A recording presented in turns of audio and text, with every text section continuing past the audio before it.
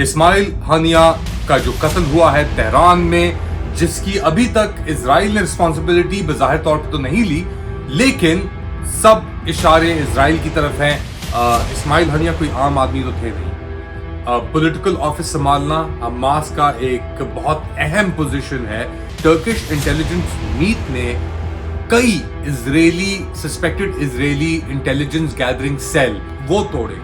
ये ईरान की इज्जत के ऊपर एक वार है, क्योंकि ये असैसिनेशन ईरान के अंदर हुई तो ईरान तो बदला लेगा। तो वो कवरेज कर रहे थे हानिया साहब के गाजा में जो वो रेजिडेंस है उसकी, और जब वो मूव करना शुरू हुए तो उनको टारगेट अटैक के उनकी गाड़ी को इजरायली स्ट्राइक ने दोनों ये सहाफी जामा को जो एलिज मास्टरमाइंड थे 2001 के अटैक्स के, उन्होंने अपेरेंटली डील कर ली है यूएस डिफेंस डिपार्टमेंट के साथ।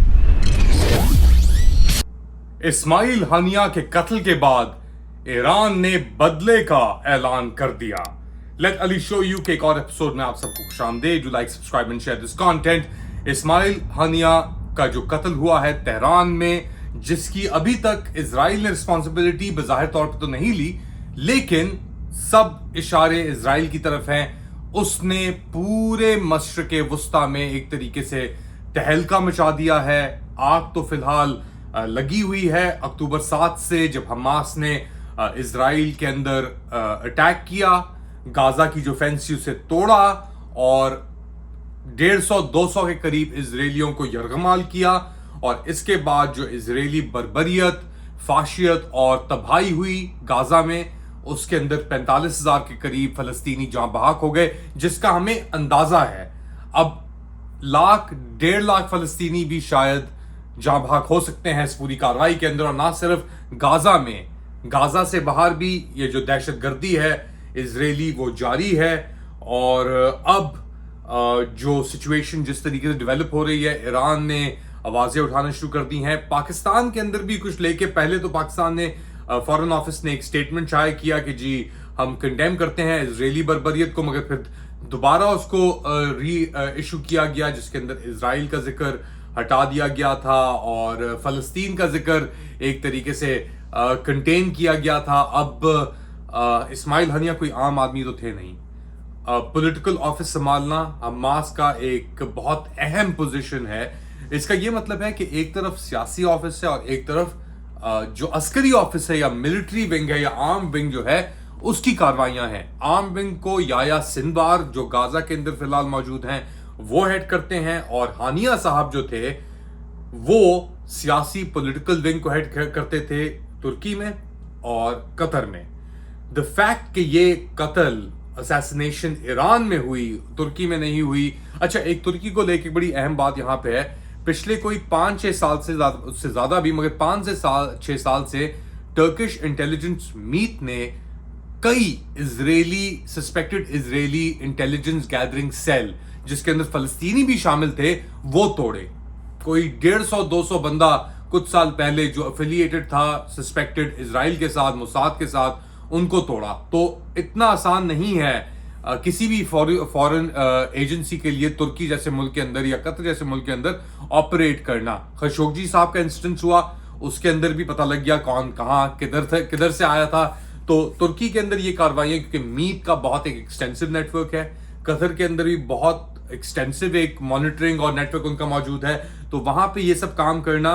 और अगर वहां पे एक मिसाइल अटैक होता तुर्की में तो फिर तो तुर्की तो जंग शुरू कर देता, या अगर कतर में होता तो कतर में तो अमेरिकन सबसे बड़ा आलुदैद बेस है मिडिल ईस्ट के अंदर। तो आप अंदाजा लगा सकते हैं कि कितना ही सेंसिटिव एक इशू है।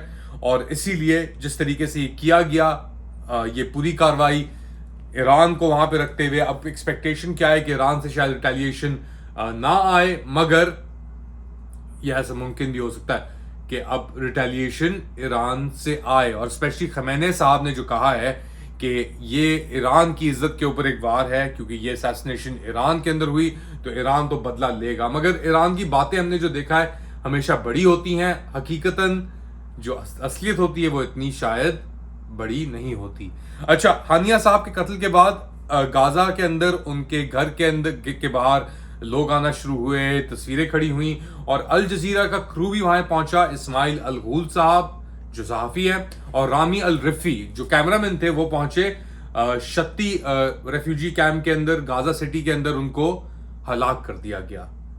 तो वो कवरेज कर रहे थे हानिया साहब के गाजा में जो वो रेजिडेंस है उसकी, और जब वो मूव करना शुरू हुए तो उनको टारगेट अटैक के उनकी गाड़ी को इजरायली स्ट्राइक ने, दोनों ये सहाफी जाँ बहक हो गए। अब अल जजीरा के और भी सहाफी मौजूद हैं, बहुत सारे निकल चुके हैं, मगर आप अंदाजा लगा लें अब तकरीबन 150 के करीब लगभग सहाफी गाजा के अंदर इजराइल मार चुका है। और journalism is not a crime कि हम बड़ी बड़ी बातें तो करते हैं, लेकिन हकीकतन जर्नलिज्म एक क्राइम ही बन के रह गया है बेसिकली अब इजराइल के लिए और गाजा के अंदर। तो क्या कहें, यानी इजराइल को तो कोई रोक नहीं रहा, अमेरिका के अंदर को तो वो सलाहियत नजर नहीं आ रही कोई इजराइल को रोक सके। वेपन्स भी अमेरिका दे रहा है। अच्छा, तो ये एक अजीब बात हुई कि अपना पहले हानिया साहब को मारा, फिर दो सहाफियों को भी उन्होंने उड़ा दिया। बहुत एक मुश्किल सूरत हाल है पूरे रीजन के लिए। पाकिस्तान तो खैर अपना इसाक डार साहब ने भी एक ट्वीट मारी थी, मगर इन लोगों की क्या औकात है, क्या हैसियत है इनकी। इस सिर्फ नाम के सिपा सालार हैं, मगर हकीकतन लगता नहीं कुछ।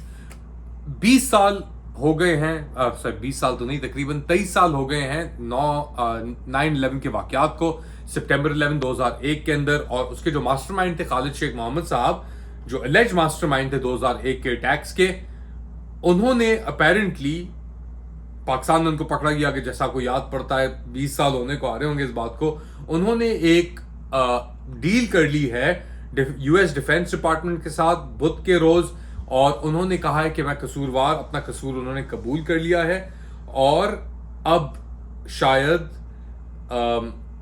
उनको सेंटेंसिंग उनकी हो जाए, और प्लीज के बाद अगले हफ्ते तक शायद उनको कुछ रिलीफ मिले। अब अपना 20 साल इस चीज को हो गए हैं। इस चीज को भी लेके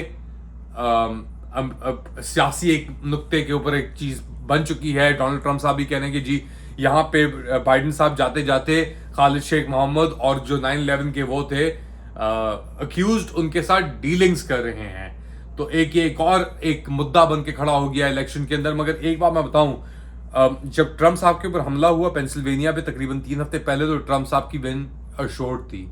मगर जब से कमाला हैरिस का नाम आगे आया है और बाइडेन साहब हट गए हैं सीन से, तो अब डेमोक्रेटिक पार्टी के अंदर एक नया वलवला आ गया है। रिपब्लिकन पार्टी जो है वो थोड़ा पैनिक मोड में आ गई है। ये सब चीजें हो रही हैं वहां पे। मैं इस पर निगाह आपके लिए रखूंगा, मगर ये इंपॉर्टेंट है यहाँ पे बताना कि इलेक्शंस दूर नहीं। ट्रंप साहब अगर सामना करें कमाला हैरिस का, तो उनके लिए एक वीकनेस का बायस बन सकता है। मगर अभी भी ट्रंप साहब के चांसेस ज्यादा हैं जीतने के। इसका यह मतलब नहीं है कि जो अमेरिकन इलेक्शन की डील थी वो डन डील है, अभी भी गुंजाइश बाकी है। और ये जो कार्रवाइयां हो रही हैं खालिद शेख मोहम्मद को लेके और ये सब कुछ, तो आप अंदाजा लगा सकते हैं कि थोड़ी बहुत हलचल है।